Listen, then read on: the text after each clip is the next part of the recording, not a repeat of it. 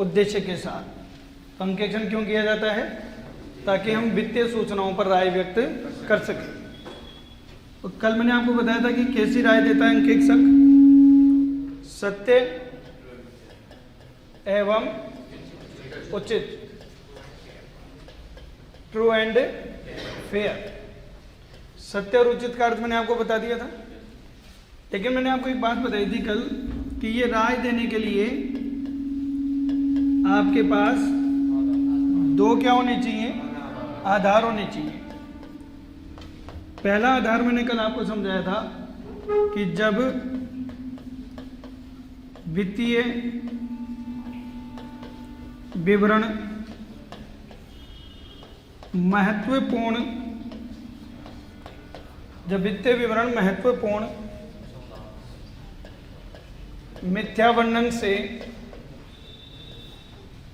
मुक्त हो, इसको महत्वपूर्ण बोल दो, सारवान बोल दो, एक ही बात है।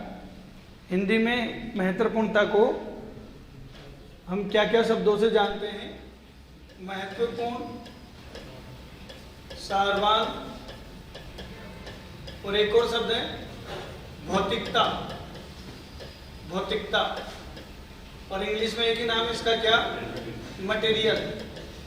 मटेरियल। बताओ महत्वपूर्णता की परिभाषा कौन से स्टैंडर्ड ऑन ऑडिटिंग में दी गई है?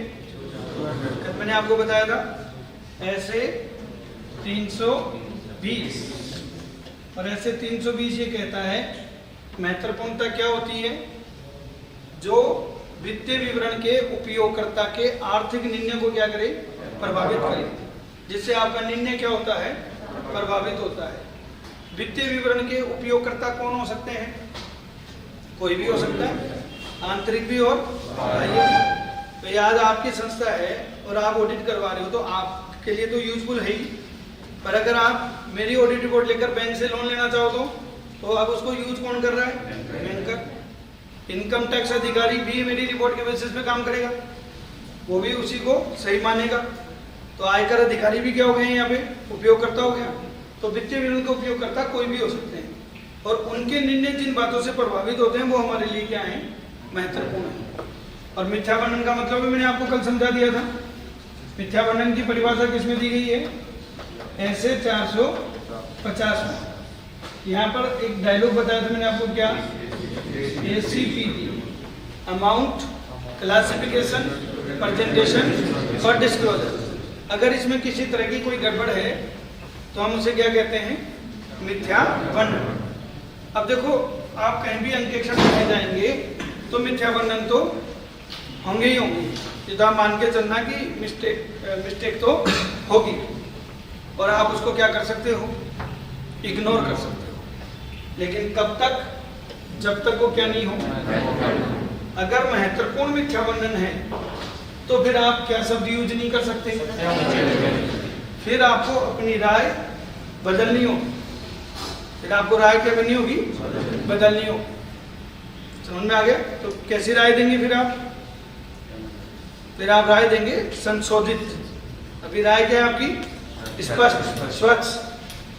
और अगर इनमें से कुछ भी गड़बड़ है तो आप राय कैसी देंगे? संशोधित। यहां तक समझ में आ रहा है? तो अगर वित्तीय विवरण महत्वपूर्ण मिथ्या वर्णन से मुक्त है तभी आप क्या कह सकते हो? सत्य मुक्त। कल मैंने आपको एक बात और बताई थी कि दूसरा आधार क्या है? दूसरा आधार क्या होता है बताओ? कि जब अंकेक्षक को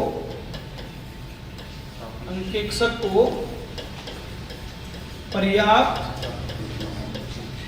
एवं उचित अंकेक्षण साक्ष्य, पर्याप्त एवं उचित अंकेक्षण साक्ष्य प्राप्त हो जाएं, क्योंकि बिना साक्ष्य के तो आप राय बना ही नहीं सकते। तो आप कब अपनी सत्यम उचित राय कहेंगे? जब आपको क्या मिल जाए? अंकेक्षण साक्ष्य। इंग्लिश में इसको कहते हैं अपन ऑडिट एविडेंस। ऑडिट एविडेंस, अंकेक्षण साक्ष्य। ठीक है, तो आज अपन यहाँ से शुरू करते हैं क्योंकि कल तक वहाँ तक मैंने पढ़ा दिया था। तो अब आप मुझे बताओ अंकेक्षण साक्ष्य से आप क्या समझते हो, क्या होते हैं ऑडिट एविडेंस? बताएंगे कोई? किसको कहते हैं साक्ष्य? बिल्कुल बताओ क्या बोल रहे हो। ऑडिट के दौरान जो एविडेंस वहाँ से जुटाता है। नहीं, आप देखो जो कह रहे हो वो क्या कह रहे हो, आप ये कह रहे हो कि साहब ऑडिट के दौरान जो ऑडिटर वहां से जुटाता है, तो बेटा उसको हम वर्किंग पेपर कहते हैं, साक्ष्य नहीं कहते। वर्किंग पेपर साक्ष्य होते हैं, वो बात मैं आपकी मानता हूँ। हम उसको क्या कहते हैं? वर्किंग पेपर, अंकेक्षण कार्यपत्र। समझ रहे हो? मैं आपसे ये नहीं पूछ रहा कार्यपत्र क्या है, मैं आपसे पूछ रहा हूँ अंकेक्षण साक्ष्य क्या होते हैं, ऑडिट एविडेंस क्या होते हैं? साक्ष्य डेटा को रिप्रेजेंट करें, ऑडिटर जिस जगह गया तो उससे जो चीजें मिलती है उनको, वो तो कार्यपत्र होते हैं। वो भी यही बात कर रहे हैं कि जहाँ गया, जहाँ जहाँ पड़ताल करने लगी, जो उसने जुटाया वो क्या है? साक्ष्य है। मैं कह रहा हूँ वो कार्यपत्र है जो मत को सर्टिफाइड करते हैं। हाँ, अब सुनो, आप किसी के बारे में कोई राय रखते हो, किसी के बारे में आपकी कोई राय है, कोई विचार है, तो वो ऐसे ही हो गई या कुछ ना कुछ आधार है उसका? आधार है। तो अंकेक्षक की राय का जो भी आधार बनता है वो सब क्या कहलाते हैं? Audit evidence. वन वर्ड में कह दूं, बेसिस ऑफ ओपिनियन, अर्थात कोई भी ऐसी सूचना, कोई भी ऐसी सूचना जो अंकेक्षक की राय का आधार हो, वो सब क्या कहलाती हैं? अंकेक्षण साक्ष्य कहलाते हैं। Any information which is the basis of opinion, किसी भी प्रकार की कोई भी सूचना जो आपकी राय का क्या है? आधार है, वो क्या कहलाते हैं? बताओ। अंकेक्षण साक्ष्य कहलाते हैं। समझ में आ गया? कोई भी सूचना। अच्छा, एक बात और बताओ, ये सूचना लिखित हो, मौखिक हो, कैसी हो? अब जब मैं पूछता हूं कि बताओ अंकेक्षण साक्ष्य कैसे हो, लिखित हो, मौखिक हो, तो आपका आंसर क्या होगा? लिखित ही होनी चाहिए, मौखिक नहीं होनी चाहिए? नहीं होनी चाहिए, ऐसा आपको लग रहा है, पर ऐसा जरूरी नहीं है। मैंने ये थोड़ी कहा लिखित सूचना जो राय का क्या बनी? आधार। कोई भी सूचना जिस पे आपकी राय टिकी हुई है, ये लिखित भी हो सकती है, मौखिक भी हो सकती है, आंखों देखी दार्शनिक भी हो सकती है। नहीं समझे? एग्जाम्पल से समझे। लिखित का एग्जाम्पल तो आप ही दे सकते हो। एक एविडेंस हो, जैसे इनसे आवाज आई है भी क्या? बाउचर, माल खरीदा, उसका साक्ष्य लिखित में क्या हुआ? परचेज करने का बिल, तो वो क्या हो गया बताओ? लिखित साक्ष्य हो गया। ये समझ में आ रहा है? क्लियर है? अब सुनो ध्यान से, साक्ष्य मौखिक कैसे हो सकते हैं? मौखिक कैसे हो सकते हैं? आपकी शादी हो गई, उसमें शर्माने की क्या बात? शर्माते तो हमारे जैसे लोग हैं जिनको बताना पड़ता है कि शादीशुदा है। आप बताओ शादी होगी कि नहीं करोगे? कोई बात नहीं, आपका अधिकार है, कर सकते हो। आपको क्या लगता है, आपको कोई लड़की का बाप अपनी बेटी दे देगा?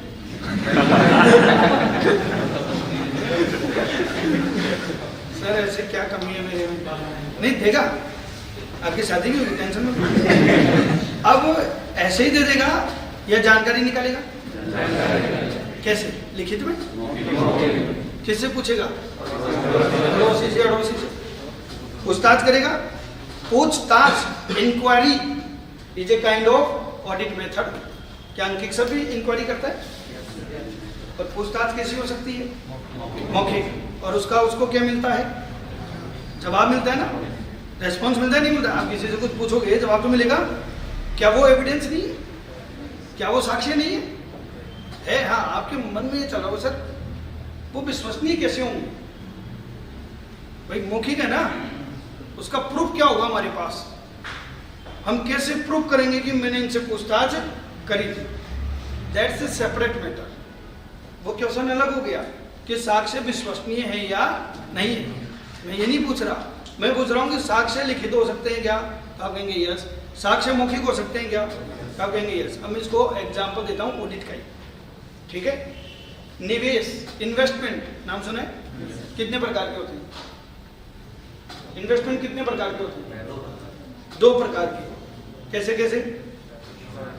शॉर्ट टर्म और वेरी गुड, बिल्कुल सही जवाब दिया बेटा आपने। क्या होते बेटा जरा ये भी समझा दो। शॉर्ट टर्म इन्वेस्टमेंट किसको कहते हैं, लॉन्ग टर्म किसको कहते हैं? Very good. क्या बोलो बेटा?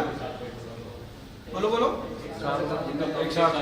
एक मिनट, एक से पूछ लेते हैं। आप बोलो बेटा, क्या बोल रहे थे? 1 साल? 1 साल से कम होता है तो उसको शॉर्ट टर्म नहीं, 1 साल से कम होता है मतलब 1 साल तक होल्ड करें, 1 साल से कम होल्ड करें तो शॉर्ट टर्म। उसके रिटर्न सबको रिटर्न वगैरह मिल जाए, मतलब बेच खाओ 1 साल के अंदर अंदर बेच खाओ तो शॉर्ट टर्म, और रख लिया 1 साल से ज्यादा तो लॉन्ग टर्म। बेटा AS 13 है, accounting standard 13, accounting for investments, वो ऐसा नहीं कहता है। वो कहता है कि शॉर्ट टर्म इन्वेस्टमेंट वो होते हैं जिन्हें 1 साल से कम रखने का क्या हो, इरादा हो।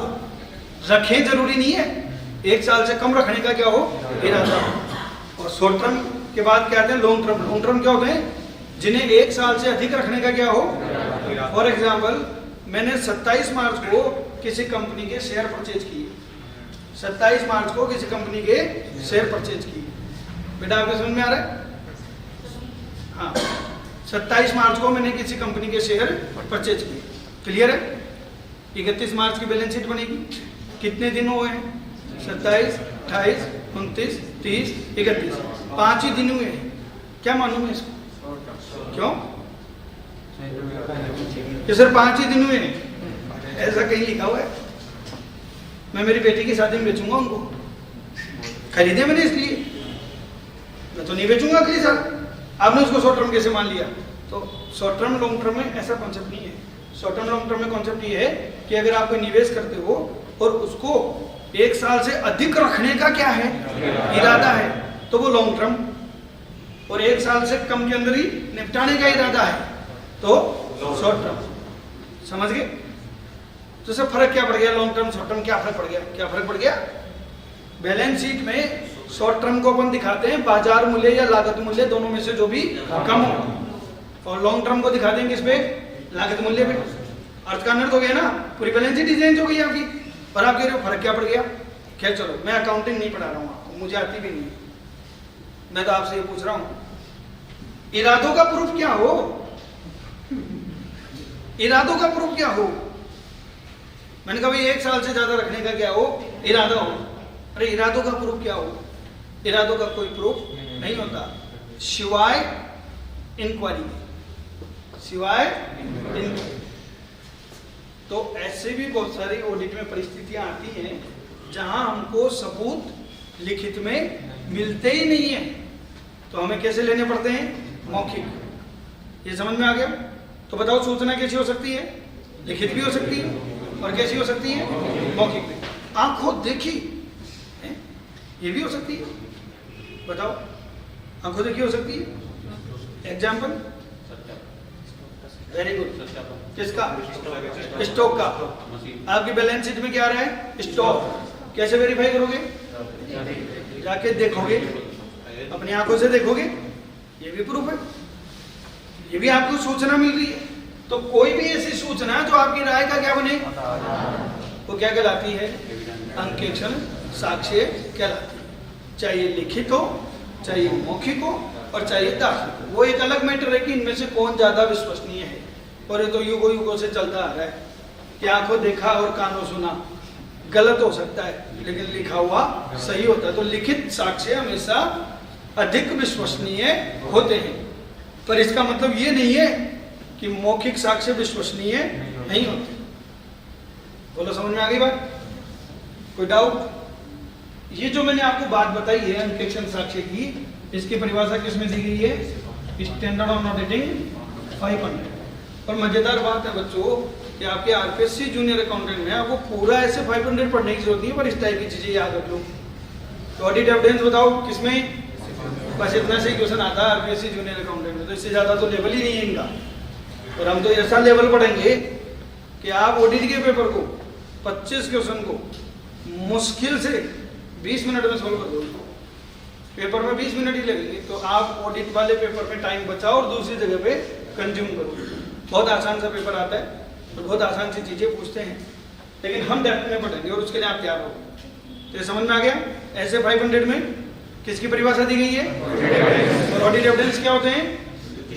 Any kind of information which form the basis of opinion. कोई भी ऐसी सूचना जो अंकेक्षक की राय का आधार बने, वो अंकेक्षण साक्ष्य है। समझ में आ रहा है? साक्ष्य चाहिए, अंकेक्षण साक्ष्य चाहिए या नहीं चाहिए? क्यों चाहिए? सर राय बनाने के लिए। बिना साक्ष्य की राय क्या बनाएंगे? चाहिए ना? कितने चाहिए? कितने? खाना खाते हैं आप? खा रहे हो? लग तो नहीं रहा। चलो खाते हो। कितनी चपाती खाते हैं आप? 4 वाला तो मामला दिख नहीं रहा। कितनी चपाती खाते हो बताओ आप? नहीं बताना चाह रहे? थोड़ा पर्सनल मैटर पूछ रहे हैं। 1-1.5? अब 1-1.5 अगर इसको दे तो आप सोचो, इसको तो लगे जैसे पेस्ट किया है। अंदर तो गया ही नहीं है। नहीं, आपका 1-1.5 में पेट भर जाता है क्या? देखो सुनो बच्चों, ये कह रही है कि इनका 1-1.5 में पेट भर जाता है। भूखे तो नहीं रहते ना? पर्याप्त आपके लिए? बिल्कुल पर्याप्त है। और आपके लिए ऐसे काम नहीं चलता। तो आपको साक्ष्य चाहिए कितने? पर्याप्त। अब पर्याप्तता की डेफिनेशन सबके लिए अलग अलग है। समझ रहे हो? आप कहाँ के हो बेटा? जयपुर के हो? आप कहाँ के हो? भरतपुर। यहाँ कहाँ रहते हो? मतलब किराए पे रहते हो? और खाना मम्मी की खूब याद आती है। बीवी थोड़ी है। मम्मी की क्यों याद आती है? आज तक तो नहीं याद करी आपने। जब घर पे थे तब तो कदर नहीं करी, अब क्यों याद आ रही है? सर जब वो खाना खाते हैं ना तब याद आती है। तो चलो मैं आपको एक ऑप्शन देता हूँ। मान लीजिए आप किसी टिफिन सेंटर वाले का टिफिन मंगवाते हैं, मैं आपको एक ऑप्शन दे रहा हूँ। आपको 4 रोटी दूंगा टिफिन सेंटर की, और 2 रोटी दूंगा आपके मम्मी के हाथ की बनी हुई। आप किसे पसंद करेंगे? क्या लेना चाहेंगे? 2 रोटी? नुकसान है बेटा, 4 दे रहा हूँ। बढ़िया मिलेगी। मतलब आपकी मम्मी बहुत अच्छी कुक है। संजीव कपूर के साथ तो नहीं देखा कभी। मालूम है क्या फर्क है? टिफिन सेंटर वाला आपके साथ क्या कर रहा है? व्यापार। और आपकी मम्मी आपके साथ प्रेम कर रही है। तो दोनों में फर्क हो गया ना? किस चीज का फर्क हो गया? गुणवत्ता का, क्वालिटी का। तो आपको क्वांटिटी चाहिए कि क्वालिटी चाहिए? या दोनों? बताओ आप। सर हमारे से बढ़िया तो ट्रक वाले ही हैं। पीछे डायलॉग लिख देते हैं, शेर का बच्चा एक ही अच्छा है? हमें बताओ क्वांटिटी चाहिए कि क्वालिटी चाहिए? दोनों चाहिए। हमें मात्रा भी चाहिए और गुणवत्ता भी चाहिए। जहां भी शब्द आ जाए मात्रा, इसका मतलब पर्याप्त। अंकेक्षण साक्ष्यों की मात्रा क्या कहलाती है? पर्याप्त। Sufficiency of audit evidence refer the quantum of audit evidence. अंकेक्षण साक्ष्यों की पर्याप्तता से तात्पर्य क्या है? साक्ष्यों की मात्रा से। बोलो समझ में आ गया? और जहां भी शब्द आ जाए क्या? उचितता, अप्रोप्रिएटनेस ऑफ ऑडिट एविडेंस, इसका मतलब गुणवत्ता, क्वालिटी। समझ गए? तो appropriateness of audit evidence refer the quality of audit evidence. अंकेक्षण साक्ष्यों की उचितता से तात्पर्य क्या है? साक्ष्यों की गुणवत्ता से। और ये बात भी किसमें लिखी हुई है? ऐसे 500। तो बताओ, ऑडिटर को अपनी राय व्यक्त करने के लिए क्या चाहिए? साक्ष्य चाहिए। और साक्ष्य कैसे चाहिए? पर्याप्त और उचित चाहिए। अब यही एग्जाम में क्वेश्चन आ गया कि अंकेक्षक को कैसे साक्ष्य लेने चाहिए। ऑप्शन ए पर्याप्त, ऑप्शन बी उचित, ऑप्शन सी पर्याप्त एवं उचित। राय हुआ क्वेश्चन, इतनी सी बात। एक क्वेश्चन ये बन जाए कि बताओ साक्ष्यों की पर्याप्तता से आप क्या समझते हो? पर्याप्तता मतलब मात्रा, और गुणवत्ता मतलब उचितता। समझ में आ रहा है सबके? आपके सब कितनी मात्रा चाहिए, ये बहुत सारे तत्वों के ऊपर क्या करता है? निर्भर करता है। सर गुणवान किसको माने, ये भी बहुत सारे तत्वों के ऊपर क्या करता है? निर्भर करता है। वो हम जब बाद में डिटेल में पढ़ेंगे तब बताएंगे। तो बताओ, ऑडिट का इंट्रोडक्शन समझ में आ गया? क्लियर है? तो अब हम अपना समय खराब नहीं करेंगे और स्टडी शुरू कर रहे हैं। क्लियर है? टोटल आपको मैंने सिलेबस का इंट्रोडक्शन दे दिया था। कितने पॉइंट है आपके सिलेबस में? 7 पॉइंट है। हम सबसे पहले सबसे इंपॉर्टेंट चैप्टर शुरू करने जा रहे हैं, और ये मेरी तरफ से आपका पहला चैप्टर ऑडिट का, और इसका नाम क्या है? कंपनी अंकेक्षण, कंपनी ऑडिट। अब आप पढ़ेंगे कैसे, किस तरीके से पढ़ेंगे वो सुनो। अपनी क्लास का पढ़ने का तरीका क्या रहेगा? सब टीचर का अपना अपना है, मैं मेरा तरीका बता देता हूँ। क्लास में आपको सिर्फ मेरे को सुनना है, ध्यान से सुनना है। सर वो उबा से आएंगे, नींद आएंगी, ऐसा मैं नहीं होने दूंगा। क्योंकि मान लो आपको नींद भी आ जाएगी, पड़ोसी की हंसने की आवाज आई तो आप जाग जाओगे, अरे क्या हुआ क्या हुआ। तो आपको मैं नींद आने नहीं दूंगा, आप टेंशन मत करो। आपको मेरी क्लास में सिर्फ मेरे को सुनना है, आपको लिखने की जरूरत नहीं। समझो? मैं आपको प्रिंटेड कर दूंगा नोट्स। पहले मैं बोर्ड पे समझाऊंगा पूरा, फिर जो समझाऊंगा उसको मैं बोर्ड पे ही, जो आपको नोट्स मिलेंगे उसकी ऑनलाइन यहाँ पे मैं क्या करूंगा, एक एक लाइन को पढ़ के समझाऊंगा। और वो नोट्स आपके सामने पहले ही होंगे टेबल पे। ये भी क्लियर है? और अब लिखवाऊंगा भी। सर लिखवाओगे क्यों जब नोट्स ही दे दिए? लिखवाऊंगा और उसके आगे आप क्या लिख लेना? अंकेक्षण एक नजर में, पूरी की पूरी ऑडिट एक नजर। यानी कि अपन एकदम जो मेन पॉइंट्स है वो लिखेंगे। 15 से 20 पेज में पूरी ऑडिट को क्या कर देंगे? खत्म कर देंगे, समराइज। और डिटेल में आपको क्या मिलेंगे? नोट्स। पढ़ेंगे कैसे? डिटेल में। और लिखवाऊंगा कैसे? शॉर्ट। समझ में आ गया? और सुनो, इसके बाद आपका टॉपिक वाइज में क्या लूंगा? टेस्ट लूंगा। जैसे कि हम पहला चैप्टर कौन सा शुरू कर रहे हैं? Company audit. ये बहुत बड़ा चैप्टर है, इसलिए मैं इसमें कितने टेस्ट लूंगा? आपके 2 टेस्ट लूंगा। ठीक है? पहले 5 सेक्शन पढ़ेंगे और 5 सेक्शन का टेस्ट लूंगा। तो परफॉर्मेंस आपको दिखानी है, यहाँ एक भी क्वेश्चन आपका गलत नहीं होना चाहिए। समझ में आ रहा है? अगर आपका मेरे मॉक टेस्ट में एक भी क्वेश्चन गलत नहीं हुआ तो फिर आरपीएससी की तो औकात भी नहीं है आपसे गलत करवा दी, क्योंकि मैं इतने लेवल के क्वेश्चन दे दूंगा। और जो आपका टेस्ट होगा उसमें क्वेश्चन कहाँ से लूंगा? मैं चुराऊंगा, चोरी करूंगा। कहाँ से? किसके नोट्स? नहीं, अरे मेरे नोट्स मैं आपको वैसे दे दूंगा, फिर चोरी क्या करूंगा? मैं आपको टेस्ट में वो दूंगा जो आपके पास नहीं है। प्रीवियस ईयर के किसके? नहीं किसके? वो तो आप ही देख लो कि जगह। टेस्ट आपका लेना है तो मुझे वहां से चुराना है जहां आपकी सोच बंद हो जाती है। मैं जितने भी पब्लिक सर्विस कमीशन हैं, आप तो आरपीएससी की एग्जाम दे रहे हो ना, तो राजस्थान के अलावा और भी स्टेट है भाई, समझो। और जहाँ पे जो भी कॉमर्स में ऑडिट से रिलेटेड जो भी क्वेश्चन आए हैं वो सब मैं आपको यहाँ टेस्ट में दूंगा। और एक मजेदार बात बताता हूँ बच्चों, आरपीएससी के जो बोर्ड वाले हैं ना वो भी चोरी करते हैं। वो भी पेपर बनाते हैं कहाँ से? चुरा के। किससे? दूसरे पब्लिक सर्विस कमीशन के पेपर से। वो तो हम क्लास में डिस्कस कर लेंगे। तो ये बहुत ज़्यादा पॉसिबिलिटी है कि आप जो यहाँ टेस्ट दोगे वही क्वेश्चन है जिस का मिलेंगे एग्जाम। थोड़ा बहुत लैंग्वेज को ऊपर नीचे कर सकते हैं। कुछ पूछना चाह रहे हो? अधीनस्थ बोर्ड करवाएगा? हाँ, अधीनस्थ बोर्ड कराएगा एग्जाम, लेकिन उससे फर्क नहीं पड़ता। सिलेबस सेम है, पेपर भी वैसे ही बनेगा, बोर्ड भी ऐसे ही रहते हैं सब। और इसका थोड़ा बहुत मालूम है कहाँ से क्वेश्चन उठाता है? आजकल के अभी वो आप निश्चिंत रहो, कंप्यूटर कैसे? ये मैं आपको बताना चाह रहा हूँ कि अगर आप इस भ्रम में हो कि साहब जो फर्स्ट टाइम वैकेंसी आई थी तो बताओ कट ऑफ कितनी गई थी? फर्स्ट टाइम में सीटें ही बच गई थी, 40% कट ऑफ है सिलेक्शन। लेकिन सेकेंड टाइम जो आई तब 70% गई। और अब बच्चे थोड़े से और धीरे धीरे कंपटीशन बढ़ रहा है, तो आपको भी लेवल अपना बढ़ाना है। समझ गए? 80% अगर आपके ठीक हो गए तो सिलेक्शन पक्का है। लेकिन हम 80% की तैयारी नहीं करेंगे। ऑडिट ऐसी सब्जेक्ट है बच्चों, मैं आपको लिटरली बता रहा हूँ, आप मेरे से पढ़ो या मत पढ़ो, 80% तो आपको वैसे ठीक होने। अगर कोई ये कह रहा है कि 25 में से 22 क्वेश्चन लिया हुआ, आप में कह रहा हूँ फिर पढ़ो ही मत, तो आपके वैसे ही ठीक हो जाने हैं। नहीं पढ़ोगे तो भी हो जाएंगे। लड़ाई तो लास्ट के 3 क्वेश्चन की है, पढ़ाई तो लास्ट के 3 क्वेश्चन की है, 22 तो वैसे ठीक हो जाने आपके। उसमें क्या करना है? तो चलिए बातें बहुत हो गई, चैप्टर स्टार्ट कर रहे हैं। कौन सा?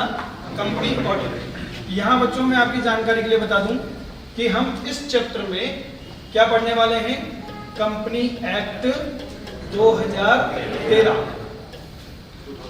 तो इसके लिए मैं आपको वार्न भी कर देता हूं, आप अगर इधर उधर के कोई क्वेश्चन सेट ले रहे हो, कोई मार्केट की बुक उठा रहे हो, किसी टीचर के नोट्स ले रहे हो, मुझे कोई प्रॉब्लम नहीं है।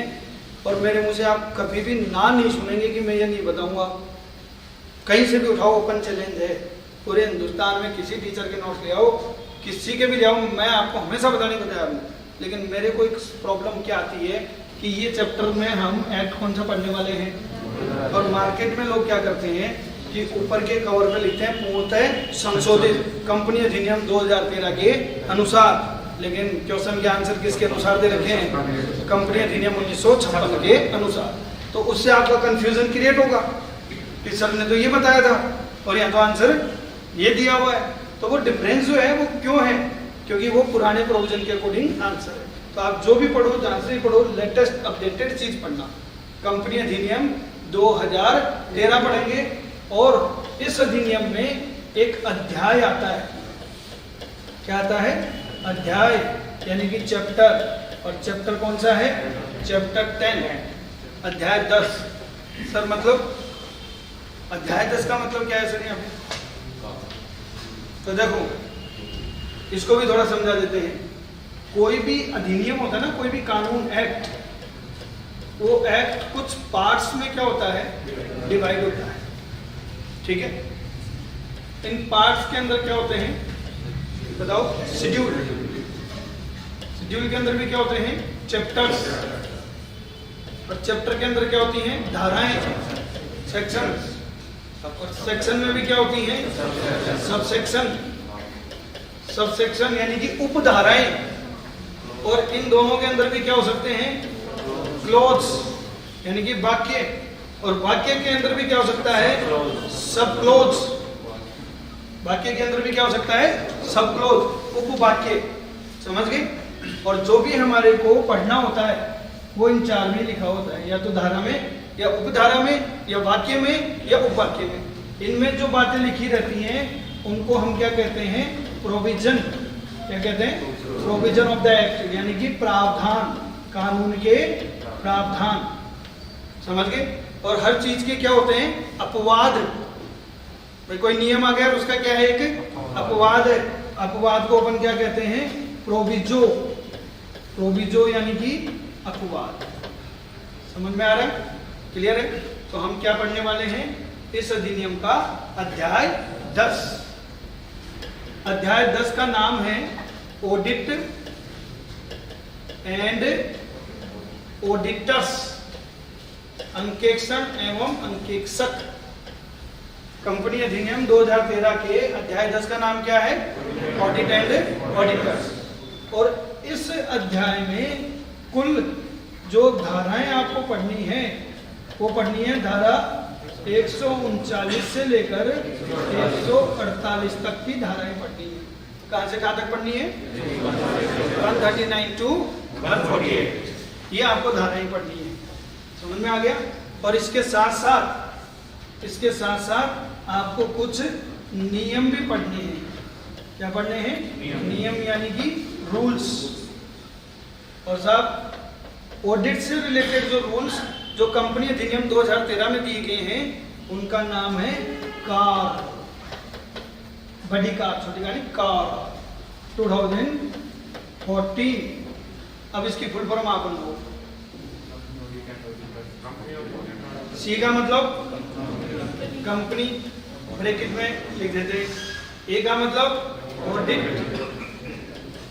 And auditors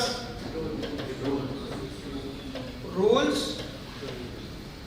2014। तो ये समझ में आ गया। हम इस अधिनियम में क्या क्या पढ़ने वाले हैं? धारा 139 से लेकर धारा 148 और रूल्स 2014। ये दो चीजें हम इस अधिनियम में पढ़ने वाले हैं। यहाँ तक की बातें क्लियर है? अब सुनो ध्यान से, हम जो पढ़ने जा रहे हैं वो पढ़ने जा रहे हैं एक्ट, कानून। और कानून की पढ़ने की अपनी एक स्टाइल है। यहाँ पर एक बात ध्यान रखना बच्चों कि फीलिंग्स पे कंट्रोल रखना, क्योंकि कानून भावनाओं से नहीं चलता। किससे चलता है? शब्दों से चलता है। फीलिंग्स पे कंट्रोल रखना। अगर आपने आंसर किससे दे दिया? फीलिंग से, आपका आंसर गलत। और आंसर देते टाइम आपको प्रावधान शब्दों का क्या है? ध्यान है, तो आपका आंसर हमेशा क्या होगा? सही होगा। समझ रहे हो? एग्जाम्पल दूं आपको कानून कैसे पढ़ते हैं? चलो पूछते हैं, आपसे पूछ लें। ये बच्चे बताए। बेटा मैं ये मान के चल रहा हूं कि आपने कंपनी के बारे में पहले सुना हुआ तो है, मान लो। ठीक है, क्या होती है बेटा कंपनी? कंपनी की परिभाषा क्या है? किसे कहते हैं कंपनी? हालांकि मैं अभी कंपनी नहीं पढ़ाना चाह रहा आपको, वो बिजनेस मेथड में पढ़ेंगे अपन। अभी ऑडिट पढ़ाऊंगा, पर थोड़ा सा इंट्रोडक्शन देने के लिए जरूरी है। कंपनी की परिभाषा क्या है? किसको कहते हैं बेटा कंपनी? जो आपकी इच्छा हो बताओ।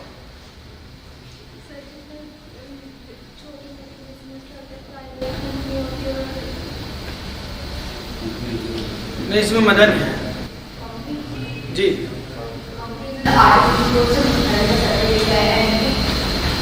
आपने बहुत ही अच्छा जवाब दिया। इन्होंने कहा company is an artificial person having separate legal entity. But बेटा आपने गड़बड़ कर। I am asking about the definitions. Yes yes, this is right answer, because I am asking about the definition of the company. I am not asking about the characteristics of the company. समझ रहे हो? ये गलती करते हो आप। मैंने पूछा कंपनी की परिभाषा और आपने क्या बतानी शुरू कर दी? विशेषता। अब इन्होंने जो कंपनी की डेफिनेशन दी है, बेटा एक बार बोलना, क्या बोले आप? रजिस्टर्ड और इनकॉर्पोरेटेड अंडर कंपनी एक्ट 2013 और अर्लियर कंपनी एक्ट। ठीक है, ये थोड़ा इंग्लिश में बोल गई तो कहीं मेरे जैसों की समझ में नहीं आया। सर ये और तो हिला रही थी, आवाज भी गूंज रही थी पर बोल क्या रही थी समझ में नहीं आया। कोई बात नहीं, अपन देसी भाषा में बात करते हैं। कंपनी से तात्पर्य क्या है? कंपनी वह है जिसका निर्माण या पंजीकरण कंपनी अधिनियम 2013 या इससे पूर्व के कंपनी कानून के तहत होता है। कंपनी कानून के तहत होता है। कंपनी कानून के तहत होता है। समझ में आ गया? तो इस परिभाषा से हमें यह समझ में नहीं आ रहा कि कंपनी की विशेषता क्या है, पर एक चीज समझ में आ रही है कि कंपनी तभी बन सकती है, उसका पंजीकरण तभी हो सकता है जब वो किसके तहत बने। तो इसका मतलब कंपनी का पंजीकरण होना क्या है? अनिवार्य। बिना पंजीकरण की कंपनी नहीं बनेगी। और पंजीकरण भी किसके तहत होना अनिवार्य है?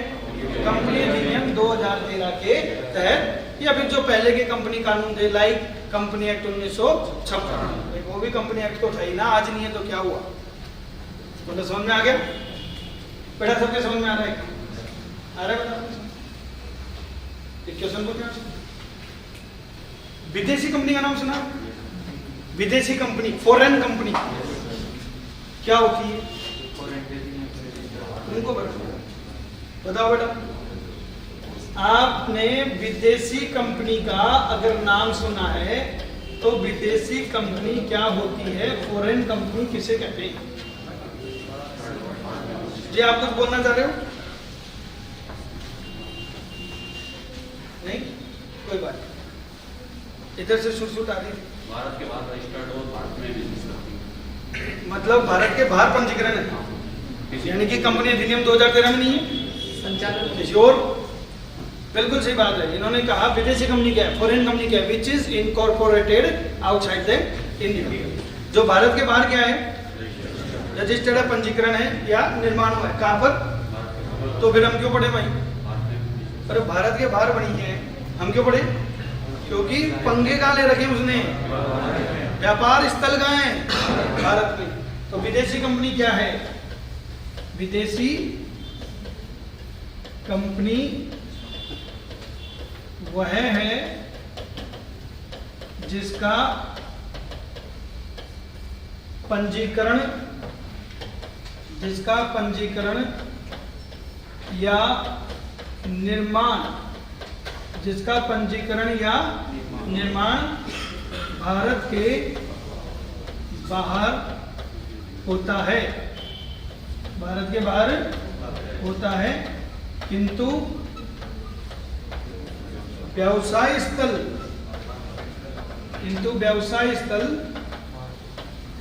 भारत में है।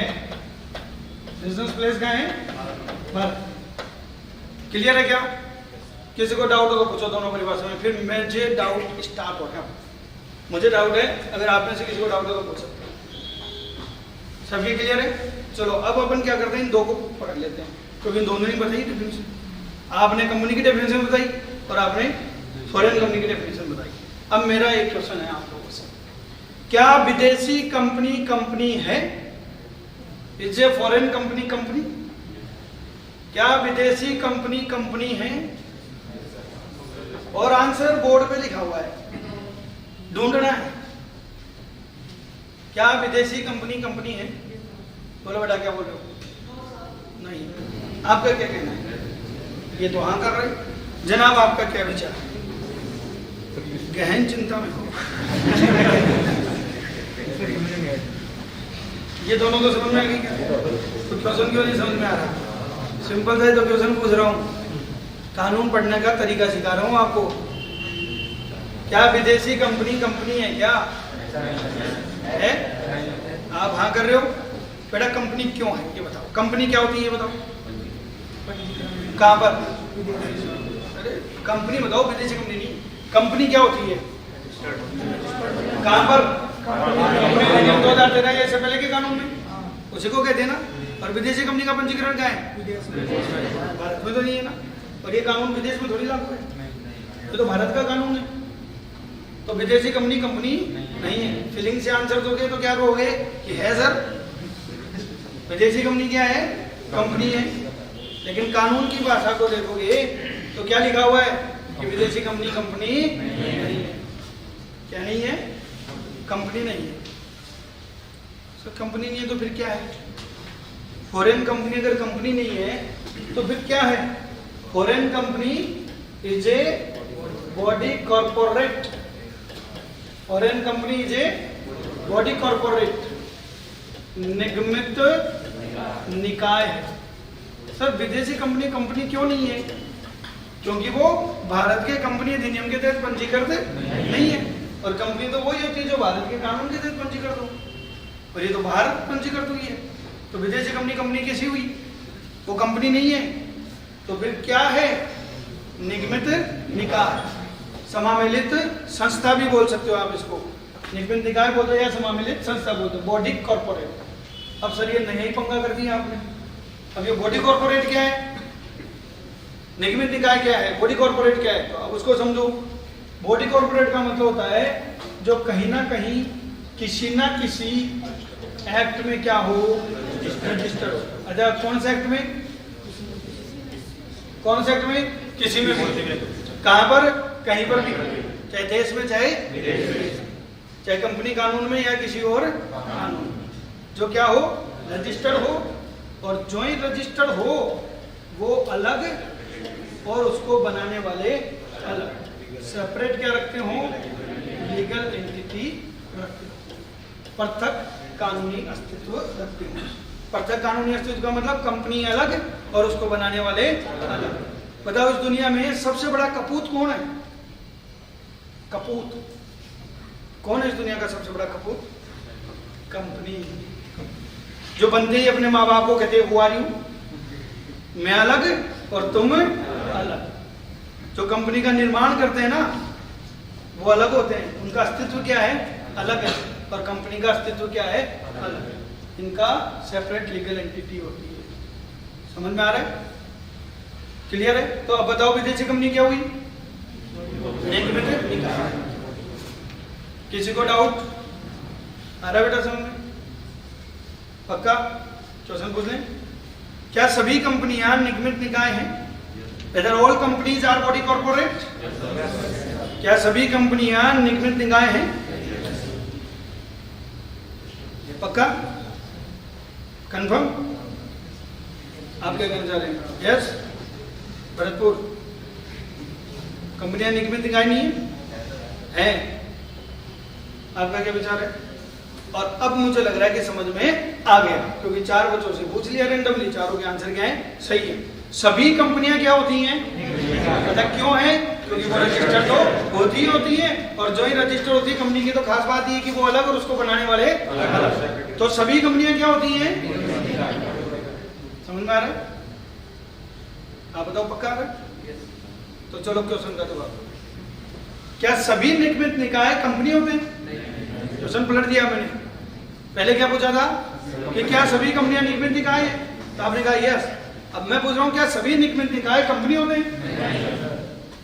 नहीं। क्यों नहीं? क्योंकि ये जरूरी नहीं है कि उनका पंजीकरण कंपनी अधिनियम में हुआ हो। फॉर एग्जाम्पल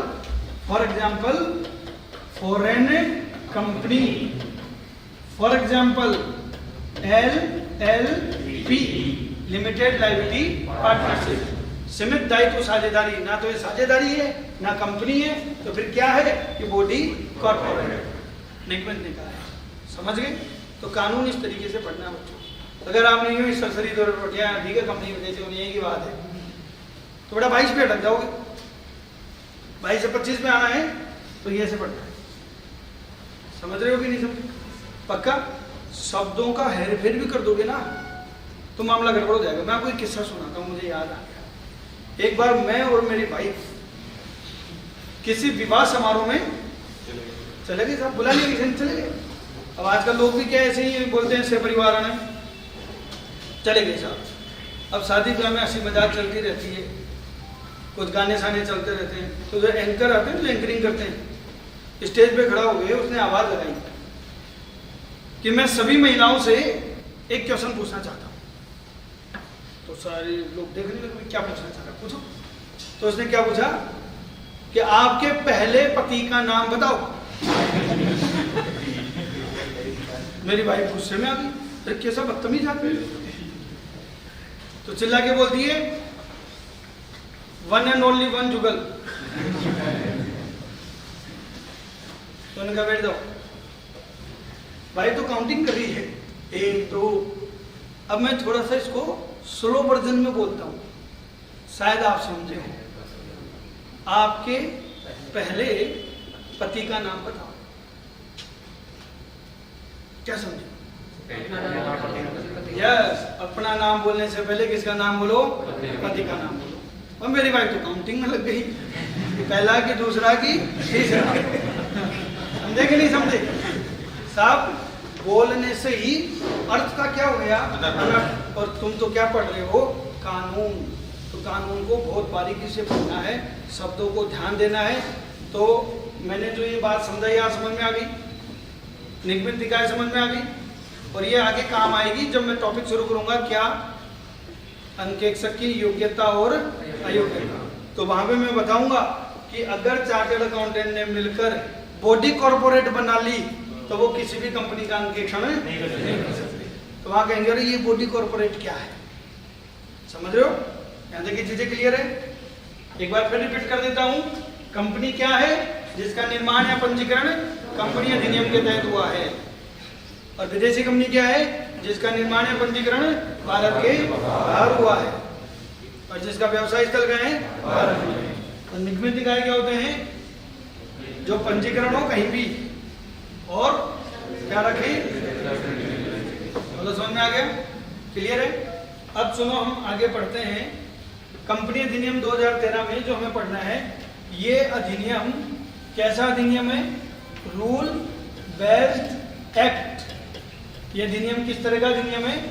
नियम आधारित कानून। यानी कि कानून के साथ साथ आपको क्या पढ़ने पड़ेंगे?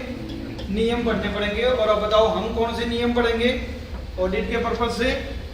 कार 2014।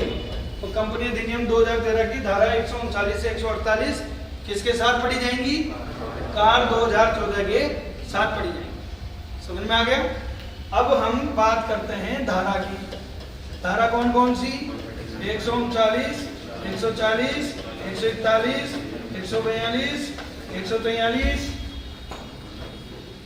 144, 145, 146, 45 और 148। सेक्शन 139 से लेकर कहां तक पढ़ेंगे अपन? 148। धारा 139 किससे संबंधित है? अंकेक्षक की नियुक्ति एवं पुनर्नियुक्ति, अपॉइंटमेंट ऑफ ऑडिटर। अंकेक्षक की नियुक्ति एवं पुनर्नियुक्ति, appointment and reappointment of auditor. समझ में आ गया कि अंकेक्षक की नियुक्ति कौन करता है? ठीक है, अंकेक्षक की पुनर्नियुक्ति कैसे की जा सकती है, ये सारी बातें हम किसमें पढ़ेंगे? धारा 139। धारा 140 किससे रिलेटेड है? अंकेक्षक को पद से हटाना। अंकेक्षक को पद से हटाना कि साहब आपने एक ऑडिटर को अपॉइंट कर दिया पर आपको जमा नहीं, ऐसा हो सकता है ना? तो अपॉइंट कर लेते हैं अपन, पर हमको ठीक नहीं लगा तो हम उसको हटा भी सकते हैं। पर इसके पूरे क्या है? प्रावधान है कि हटाने का एक तरीका है। तो वो किस में बताया गया है? धारा 140 में। धारा 141 किससे रिलेटेड है? कंपनी अंकेक्षक, कंपनी अंकेक्षक की योग्यता एवं अयोग्यता से संबंधित है।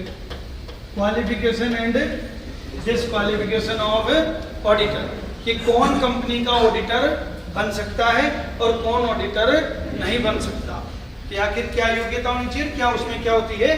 अयोग्यता। धारा 142 अंकेक्षक के पारिश्रमिक से संबंधित है। किससे संबंधित है? अंकेक्षक के पारिश्रमिक। पारिश्रमिक मतलब रेमुनरेशंस। देखो आप काम करोगे तो पैसा तो लोगे, तो जो ऑडिटर की फीस होती है यानी कि अंकेक्षक का पारिश्रमिक, कितनी फीस हो, कौन निर्धारित करे, कब निर्धारित की जाए, ये सारी बातें हम किसमें पढ़ेंगे? धारा 142। धारा 143 कंपनी अंकेक्षक के अधिकार एवं कर्तव्य। कि साहब जो ऑडिटर है उसके क्या तो अधिकार होते हैं और क्या उसके कर्तव्य होते हैं, ये किसमें पढ़ेंगे अपन? धारा 143। धारा 144 कहती है कि अगर आप ऑडिट करना चाहते हो तो उस कंपनी को कुछ सेवाओं की हम लिस्ट देंगे, वो आपको नहीं देना। कुछ सेवाएं प्रदान न करना। तो इसमें एक लिस्ट बताएंगे हम आपको कि आप या तो ऑडिट ही कर लो या ये सर्विस दे दो, दोनों काम एक साथ नहीं हो सकते। समझ रहे हो? नहीं समझे? चलो आगे बताएंगे डिटेल में, लेकिन अभी थोड़ा सा समझा देता हूँ। आप बताना मुझे, मैं चार्टर्ड अकाउंटेंट हूँ और ऑडिट भी करता हूँ, क्या मुझे अकाउंटिंग आती है? मुझे अकाउंटिंग आती है नहीं आती? देखो अकाउंट्स पढ़ाना नहीं आता मुझे, लेकिन अकाउंट्स में मेरा हाथ बहुत साफ है। ठीक है? और अगर एक बात बताओ, मुझे अकाउंटिंग नहीं आएगी तो ऑडिट क्या खा करूँगा? क्योंकि हम तो शुरू ही वहाँ से होते हैं, हाँ, जहाँ अकाउंट्स वाले चले जाते हैं। समझे कि नहीं समझे? तो अगर एक सीए को अकाउंटिंग नहीं आएगी, ऑडिट कैसे करेगा भाई? ऑडिटर करता ही क्या है? लेखा पुस्तकों की जांच पड़ताल। अरे लेखा पुस्तकें लिखनी नहीं आती, तुम जांच पड़ताल करने आ गए। बोलो समझे कि नहीं समझे? अब कोई जज है और उसको कानून की जानकारी नहीं है, निर्णय क्या देगा? समझे कि नहीं समझे? तो अब एक क्लाइंट आया मेरे पास में, कंपनी क्लाइंट, मुझे कहता है सर आप हमारी ऑडिट कर दो, अकाउंट्स भी आप ही लिखो, मैं दोनों की फीस दूंगा आपको। तो साहब अगर मैंने अकाउंटिंग करी ऑडिट नहीं की। तो फिर मैं उस कंपनी की ऑडिट नहीं कर सकता। बताओ क्यों? अब लिखे भी आप नहीं, पर जांचोगे भी आप ही, तो निष्पक्षता कहाँ रही? पहली बात तो खुद की गलती खुद के समझ में बताओ आती है क्या? एक आध गलती समझ में आ जाती है, वो बात अलग है, पर समझ में नहीं आती। और अगर आ भी गई, मानेगा नहीं। आ भी गई तो लोग मानते नहीं है, सब मेरे जैसे दिलेर थोड़ी है। अभी मनीषा जाके बोल के गई क्या कि उनसे भी गलती हुई है, नहीं माने ना? पर हम बोलते हैं साहब कि हमारी शादी हुई है। समझो, हर आदमी में हिम्मत भी तो चाहिए ना, तो निष्पक्षता होती नहीं है। बोलो कोई डाउट? धारा 144 में ऐसे कुछ सर्विसेज दी गई हैं जो या तो वही देना या फिर क्या करना, ऑडिट ही करना। धारा 145 ये कहती है कि जो ऑडिट रिपोर्ट है, यानी कि अंकेक्षण प्रतिवेदन, ऑडिट रिपोर्ट पर हस्ताक्षर कौन करेगा?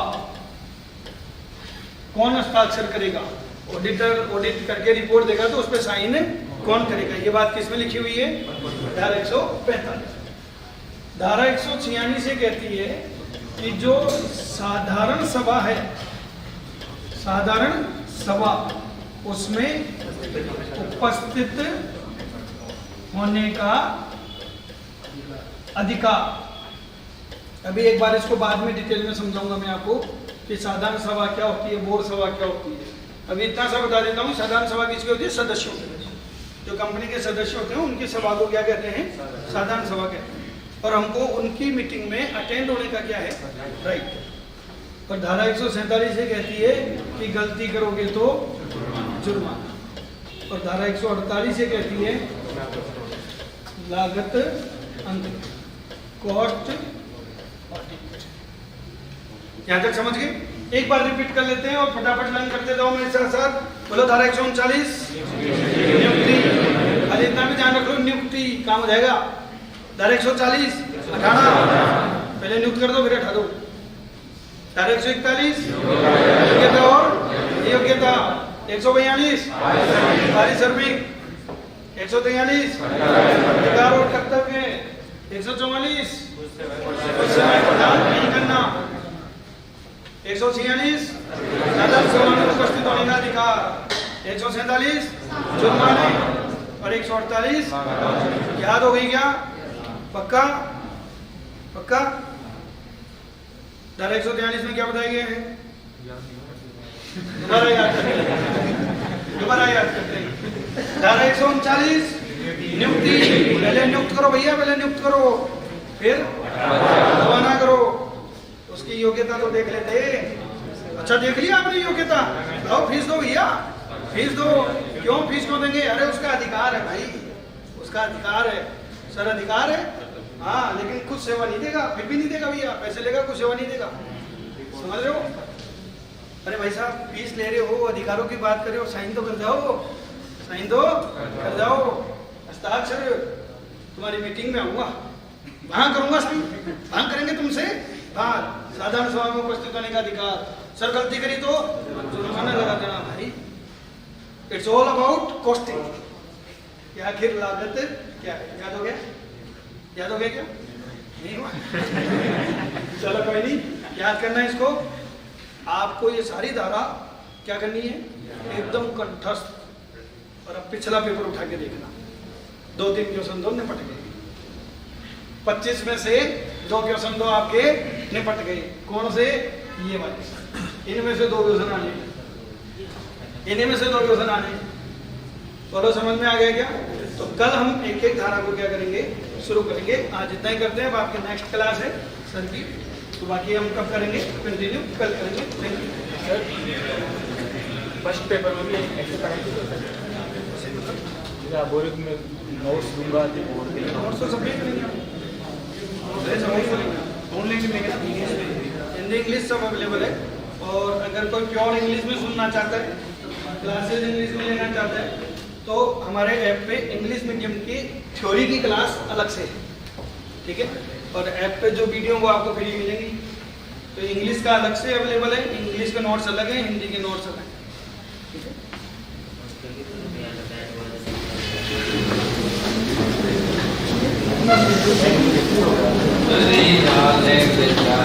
language